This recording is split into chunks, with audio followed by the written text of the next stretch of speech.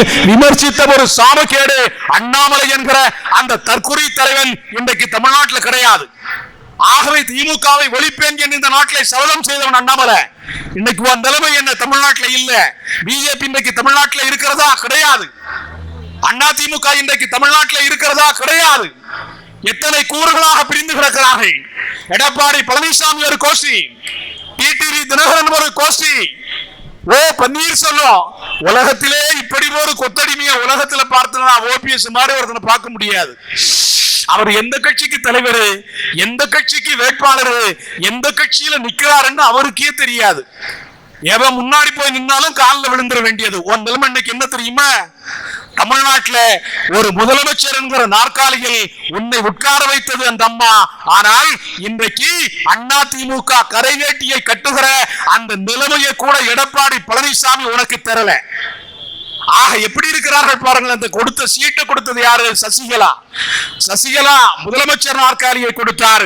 எடப்பாடி அதுல போய் உட்கார்ந்து இருந்தார். கடைசியில சசிகலா சீட்டை புடுங்கி அந்த அம்மாவை ஜெயிலுக்கு போயிட்டு வர்றது வரைக்கும் அண்ணா திமுகவில் உறுப்பினராக இல்லாம ஆக்கியது தமிழ்நாட்டில் எடப்பாடி பழனிசாமி என்றால், ஒருவனை ஒருவர் காலை பிடித்து கீழே இழுப்பதும் ஒருத்தனுக்கு ஒருவன் குளிவட்டுவதும் இன்றைக்கு அண்ணா திமுகவில் இருக்கிறதே தவிர அந்த கட்சி வருகிற சட்டமன்ற தேர்தலில் தமிழ்நாட்டில் எந்த ஒரு தொகுதியிலும் வெற்றி பெறுகிற ஒரு நிலைமைக்கு வராது. ஆக இன்றைக்கு வலுவாக இருக்கிற ஒரு இயக்கம் இன்றைக்கு திராவிட முன்னேற்ற கழகம்.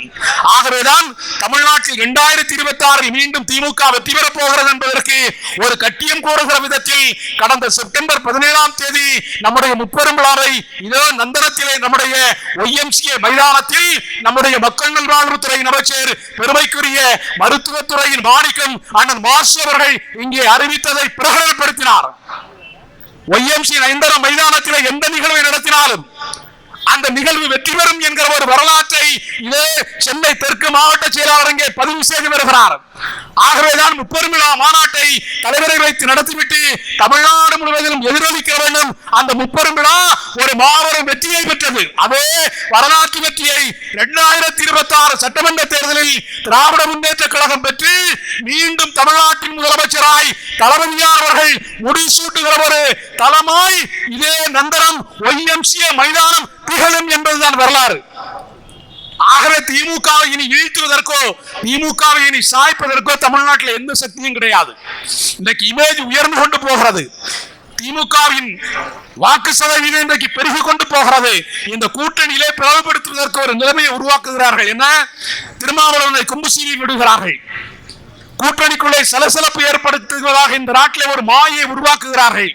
ஆனால் திமுக கூட்டணியில எந்த பிளவும் கிடையாது, திமுக கூட்டணியில எந்த பிரச்சனையும் கிடையாது என்பதை நம்முடைய தமிழ்நாட்டின் முதலமைச்சர் எல்லோரையும் அரவணைத்து எல்லோரையும் ஒன்றிணைத்து இந்த மாபெரும் கூட்டணிக்கு இன்றைக்கு தலைமை தாங்கி தமிழ்நாட்டில் இருக்கிற திராவிட முன்னேற்ற கழகத்தின் தலைமையிலே இருக்கிற இந்த கூட்டணி எந்த கட்டத்திலும் உடையாது என்கிற ஒரு நிலைமை நம்முடைய தமிழ்நாட்டின் முதலமைச்சர் இன்றைக்கு கொண்டு வருகிறார். இந்த கூட்டணி இன்றைக்கு வலுவாக இருக்கிறது. எல்லோரையும் அரவணைத்து போகிறார். எல்லோரையும் அரவணைத்து செல்லுகிறாரே தவிர எல்லோருக்கும் ஆணை இந்த நாட்டிலே செய்து கொண்டிருக்கிறார் நம்முடைய தமிழ்நாட்டின் முதலமைச்சர். இந்த திட்டங்களை எடுத்து வைத்தால் எண்ணில் நடக்காது. என்னென்ன திட்டம் எல்லாம் பெறுகிறார். காலை உணவு திட்டம் பெறுகிறார். காலை உணவு திட்டம் இந்த மண்ணில் எல்லோரும் பயன்படுகிற ஒரு திட்டம். இன்றைக்கு வெளிநாட்டில் இருக்கிற தலைவர்கள் எல்லாம் இந்த திட்டத்தை பார்த்து வியந்துரைக்கிறார்கள். பெருந்தலைவர் காமராஜர் தமிழ்நாட்டின் முதலமைச்சர் அவர் மதிய உணவு திட்டத்தை இந்த நாட்டிலே கொண்டு வந்தார். ஏழை எளிய மக்கள் பள்ளிக்கூடத்திற்கு வர வேண்டும் என்கிற கவலைப்பட்டு ஏழை எளிய மக்கள் பள்ளிக்கூட வாசல்களுக்கு வர வேண்டும் என்று ஆசைப்பட்டு பெருந்தலைவர் காமராஜர் இந்த மண்ணிலே மதிய உணவு திட்டத்தை கொண்டு வந்தார். அவருக்கு பிறகு தமிழ்நாட்டின் முதலமைச்சராக கலைஞர் வந்ததற்கு பிறகு அந்த மதிய உணவு திட்டத்தில் வலு சேர்க்கிற வண்ணம் அதை சத்துணவு திட்டமாக மாற்றியதற்கு பிறகு அந்த சத்துணவிலே முட்டையை போட்டு தமிழ்நாட்டிலே பள்ளி குழந்தைகள் வலுவாக இருக்க வேண்டும் என்று கவலைப்பட்டு சத்துணவிலே முட்டைகளை தந்து சத்தான திட்டமாக உருவாக்கியவர் தமிழ்நாட்டிலே தலைவர் கலைஞர் அவர்கள். மதிய உணவாவது பரவாயில்லை, வீட்டில் இருக்கிற பிள்ளை ஏழை எளிய வீட்டில் இருக்கிறவங்க தினசரி காலையில வேலைக்கு போய் தான் ஒரு குடும்பம் பிழைக்க வேண்டும் என்கிற நிலையில எத்தனையோ குடும்பங்கள் இருக்கிறது. எல்லா வீட்லையும் காலையில தாய் வேலைக்கு போகிற பொழுது பள்ளிக்கூடத்துறவருக்கு பிள்ளை 8 மணிக்கு போகும். 8 மணிக்கு போகிற பிள்ளைக்கு அந்த குழந்தைக்கு வீட்டிலே தாயார் சாப்பாடு செய்து வைத்து விட்டு போக மாட்டார்கள். பிள்ளை ராத்திரி தூங்கிக்கிட்டு காலையில முழிக்கிறதுக்கு 8 மணி ஆகும். அந்த தாய் காலையில 7 மணிக்கே சித்தாள் வேலைக்கு போய் விடுவாள், கொத்தனார் வேலைக்கு போய் விடுவார்கள், பாறை வேலைக்கு போய் விடுவார்கள், கல் உடைப்பதற்கு போய் விடுவார்கள், புல் வெட்டுவதற்கு போய் விடுவார்கள், மண் வெட்டுவதற்கு போய் விடுவார்கள், சாலை வேலைக்கு போய் விடுவார்கள். 7 மணிக்கு பிள்ளைகள் இருந்து பார்த்தால் தாய் இருக்க மாட்டாள். வீட்டிலே இருக்கிற பழையதை பார்த்தால் பழையது இருக்காது, தண்ணி இருக்கும். அந்த தண்ணீரை கொடுத்து விட்டு சீருடைய போட்டுவிட்டு ஒரு பிள்ளை பள்ளிக்கூடத்திற்கு போகிறது. காலையிலே எதுவும் சாப்பிடாமல் பள்ளிக்கூடத்திற்கு போகிற பிள்ளை பள்ளிக்கூடத்திலே போய் மயங்கி விழுகிறது. இந்த சூழல் காலையில 8 மணிக்கு சாப்பிட்டா மதியம் 12 மணி சாப்பாடு, காலையில 4 மணி நேர இடைவெளி, ஓரளவு தாங்கும். மதியம் 1 மணிக்கு சாப்பிட்டு ராத்திரி 8 மணிக்கு சாப்பிட்டா 8 மணி நேர இடைவெளி, ஓரளவு தாங்கும். ராத்திரி 8 மணிக்கு சாப்பிட்டு அடுத்த நாள் காலையிலையும் சாப்பிட்டாம அடுத்த நாள் மதியம் 1 மணிக்கு சாப்பிடுகிற பொழுது வயதுக்கு வந்தவர்களாலே தாங்க முடியாது. பச்சை குழந்தைகள், பிஞ்சு குழந்தைகளால் எப்படி ஏற்றுக்கொள்ள முடியும்? அவர்கள் உடல்நிலை அதை தாங்கிக் கொள்ளாது என்றுதான் நம்முடைய தமிழ்நாட்டின் முதலமைச்சர் கவலைப்பட்டு காலை உணவு திட்டத்தை இந்த மண்ணிலே கொண்டு வந்தார். இன்றைக்கு பெருமைக்குரியவர்களே, தமிழ்நாட்டை தாண்டி வடக்கிலே இருக்கிற தலைவர்கள் எல்லாம் இந்த திட்டத்தை முன்னெடுத்து செல்லுகிறார்கள் என்றால் பசித்த வயிற்றுக்கு உணவு தந்த ஒரே தலைவர் தமிழ்நாட்டின் முதலமைச்சர் கலைஞரின் பிள்ளை என்கிற சரித்திரம் இந்தியாவை தொட்டு மகிழ்கிறது. வடக்கே இருக்கிறவன் பின்பற்றுகிறான், விலை தமிழ்நாட்டில் இருக்கிற திராவிட மாடலை அவன் போற்றுகிறான், புகழ்கிறான். வடநாட்டுக்காரனுக்கு தெரிகிறது எங்கள் தலைவரின் பெருமை, தமிழ்நாட்டில் இருக்கிற சின்ன புண்ணா சீமானுக்கு தெரியல. நீ விஜயலட்சுமிங்கிற ஒருத்தி வீட்டுல போய் பலிகளையா கடந்துகிட்டு உன்னுடைய வருமானத்தை பெருக்கிக் கொண்டு இன்றைக்கு நீ திமுக ஆட்சியை நீ கொச்சைப்படுத்துகிறாய். இன்னைக்கு ஓங்கட்சியில இருக்கிறவளை நீ பேச விடுறிய காளியம்மா காளியம்மான்னு ஒருத்தி, அவ தலையை அவுத்து போட்டா தாடக மாதிரி இருப்பா. அவளை கொண்டு மயிலாடுதுறை தொகுதியில விட்டான். யாரு? இந்த சீமான் சில்லற. காளியம்மா காளியம்மான்னு ஒருத்தியே மயிலாடுதுறை தொகுதியில போட்டு அவாய்ப்ப தனியா கட்சி ஆரம்பிக்கிற நிலைமைக்கு வந்துட்டா. ஒரு கட்சிக்கு தலைவர், ஒரு கட்சியினுடைய பேச்சாளர், அவளை போய் பகரங்கமா சோசியல் மீடியாவில் அவளை மிரட்டுகிற மாதிரி ஒரு தலைவனை பேசுகிறாய். இந்த நாட்டில் எவன் பேரது எல்லாமோ சொல்லி சம்பாதிச்சு தன்னுடைய வண்டியை ஓட்டுகிற ஒரே நாதாரி நாம் தமிழர் கட்சியின் தலைவர் சீமா. நீ போய் திமுக விமர்சிக்கலாமா? எத்தனை குடும்பங்கள் இன்றைக்கு உயிர் பிழைக்கிறது, எத்தனை குடும்பங்கள் இன்றைக்கு வாழுகிறது. எதிரிலே உட்கார்ந்து இருக்கிறார்கள் எங்கள் தாய்மார்கள். அதோ எல்லோருடைய முகத்திலும் இன்றைக்கு புன்னகை, எல்லோரும் இன்றைக்கு சிரித்துக் கொண்டிருக்கிறார்கள், எல்லோரும் இன்றைக்கு மகிழ்ந்து கொண்டிருக்கிறார்கள். மாசமான 1000 ரூபாய் அப்படியே வந்துருது. வராதவங்களுக்கு வழங்கப்படும் என்று அறிவித்ததற்கு பிறகு மேடையிலே 4 மாநகராட்சி மன்ற உறுப்பினர்கள் இருக்கிறார்கள். அண்ணன் மணிமாறன் இருக்கிறார், ஆனந்தம் இருக்கிறார், பாஸ்கரன் இருக்கிறார், நம்முடைய துரைராஜ் இருக்கிறார். எல்லோருடைய வீடுகளுக்கும் போகிறார்கள், எங்களுக்கு வரல.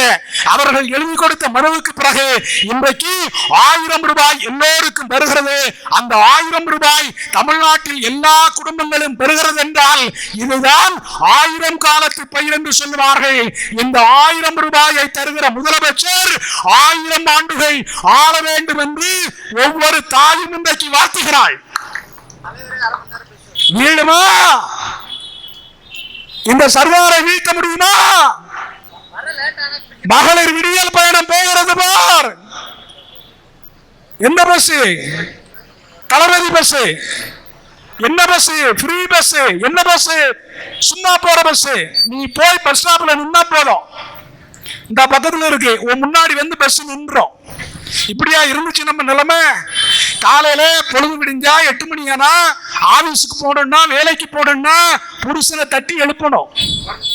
தட்டி எழுப்புறப்போ அவருக்கு தெரியும், இவ காலை சொருகிறான்னு கேட்பான். வேலைக்கு போனோம், கையில காசு இல்ல, 10 ரூபா குடியா.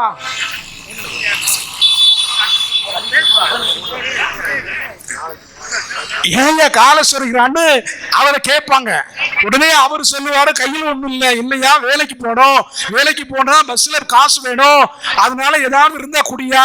நேற்று வாங்கிட்டு வந்த சம்பளத்தை உன் கையில கொடுத்துட்டேன், அந்த சம்பளம் பூரா உன் கையிலே இருக்கு, ஏதாவது ஒரு 10 20 கொடுன்னு அந்த அம்மா கேட்கும். கஷ்டப்பட்டு சிரமப்பட்டு 10 20 வாங்கிட்டு அந்த அம்மா வேலைக்கு போன காலம் ஒரு காலம். ஆனால் இன்றைக்கு மகளிர் விடியல் பயணம் என்கிற பேருந்தை கொண்டு வந்ததற்கு பிறகு அந்த பிங்க் கலர்ல ஒரு பஸ் வருது பாருங்க, என் தாய், என் சகோதரி, என் குடும்பத்திலே இருக்கிறவரை மாதிரி உட்கார்ந்து இருக்கிற எங்கள் சகோதரிகள் எல்லாம் பஸ் ஸ்டாப்ல வந்து நின்னா நம்ம முன்னாடி வந்து பஸ் நிக்குது. நீ போய் உட்கார்ந்து இருக்கிற இடத்துல உன்னை தேடி கண்டக்டர் வர்றார். ஏமா டிக்கெட் வந்துடுச்சான்னு திருப்பி திருப்பி கேட்கிறார். நீ கேட்க மறந்தாலும் அவரா தரார். இன்னைக்கு மாதம் 1000 ரூபாய் என்கிற அளவுக்கு அந்த திட்டத்தில் என் தாயின் குடும்பம் இன்றைக்கு பிழைக்கிறது. அந்த திட்டம் இன்றைக்கு தமிழ்நாட்டு மக்களை வாழ வைக்கிறது.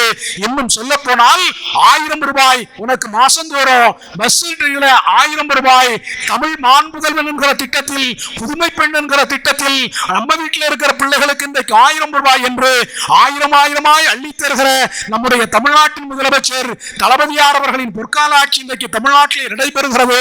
இந்த ஆட்சியை வெல்லுகிற ஆட்சி தமிழ்நாட்டில் இனி எந்த ஆட்சியும் இல்லை என்று சொல்லுகிற அளவுக்கு ஒரு மாபெரும் சர்க்காரை கட்டி காத்து வருகிறார். தளபதிக்கு பிறகு இன்றைக்கு உதயநிதி என்கிற ஒரு சிங்கம் களத்துக்கு வந்திருக்கிறது. ஒரே ஒரு கல்லை தூக்கி கொண்டு வந்தார், எல்லா பல்லும் உடைஞ்சு போச்சு. ஒத்த கல்ல ஒத்த செங்கலை தான் கையில் எடுத்தாரு. இன்னைக்கு பாரு, உதயநிதி வருகிற இடங்கள்ல கோடிக்கணக்கான மக்கள் இன்றைக்கு திரளுகிறார்கள்.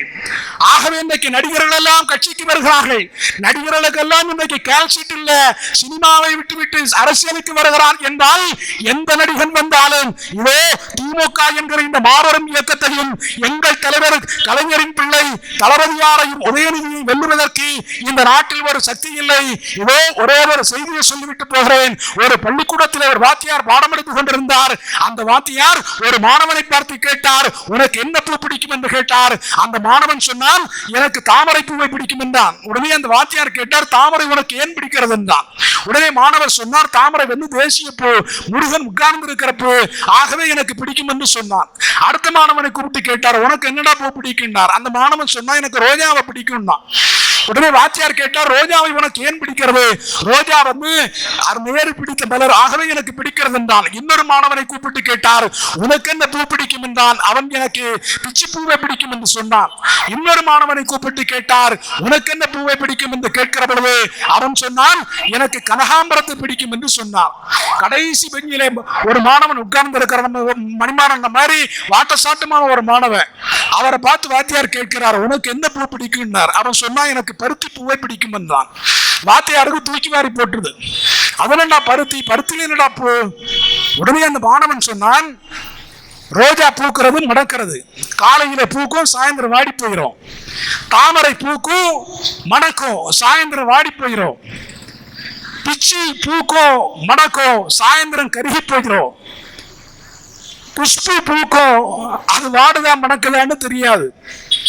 ஆனால் பருத்தி பூக்கும், அந்த பருத்தி பூதான் இலையாகிறது, இலைதான் நூலாகிறது, நூல்தான் ஆடையாகிறது, அந்த ஆடைதான் மானத்தை காக்கிறது என்று அந்த மாணவன் சொன்னான் என்றால், தமிழ்நாட்டில் இருக்கிற தலைவர்கள் எல்லாம் ரோஜாவை போன்றவர்கள், தாமரையை போன்றவர்கள், பிச்சியை போன்றவர்கள், காலையிலே பூப்பார்கள், மாலையிலே வாடி போய் விடுவார்கள் என்றால், தமிழ்நாட்டில் பருத்தி பூவை போல பரிசுத்தமான தலைவர் எங்கள் தளபதி. அவருடைய ஒவ்வொரு உழைப்பும், அவருடைய ஒவ்வொரு நொடியும் இந்த தமிழ்நாட்டை பற்றி கவலைப்படுகிறது. அந்த தலைவன் தான் தமிழ்நாட்டின் மானத்தை காக்கிற தலைவன். தளபதி தான் தமிழர்களின் வாழ்வை காக்கிற தலைவன். தளபதி தான் தமிழ் கூறும் நல்லுலகை காக்கிற தலைவன் என்பதை உணர்ந்து தளபதிக்காய் நாமெல்லாம் நிற்போம், நமக்காய் தளபதி நிற்பார் என்பதை இந்த மேடையிலே சொல்லிவிட்டு, நல்ல வாய்ப்பை தந்த எனக்கு உங்களுக்கெல்லாம் நன்றியை தெரிவித்து வாய்ப்புக்கு விடைகூறி நன்றி பெறுகிறேன். நன்றி, வணக்கம்.